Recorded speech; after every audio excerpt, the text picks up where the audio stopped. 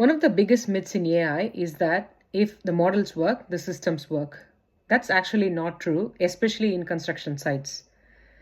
One of the things that I've learned from deploying AI in real world environments is that the model is actually not the hardest part, but the environment is.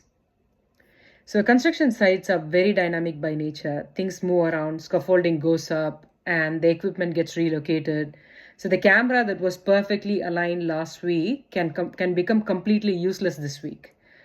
We've had cases where we have installed the camera with the best field of vision, but then again, as progress happened, the camera ended up looking at scaffolding instead of people or the activity that actually mattered. In this case, AI is still running, the models are still detecting, but the system is actually not solving the problem it's supposed to solve.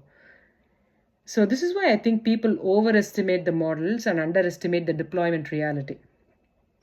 So, now you could ask, why not use drones instead of static cameras? And yes, drones solve visibility issues, but they do introduce a lot of other challenges. You lose continuity, perspective keeps changing, and operationally it's very, very hard to rely on. So, yes, drones solve visibility, but they don't automatically solve reliability.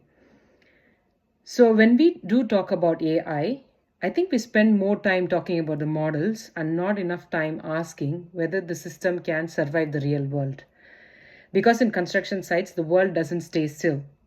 And real AI starts only when the actual environment stops cooperating.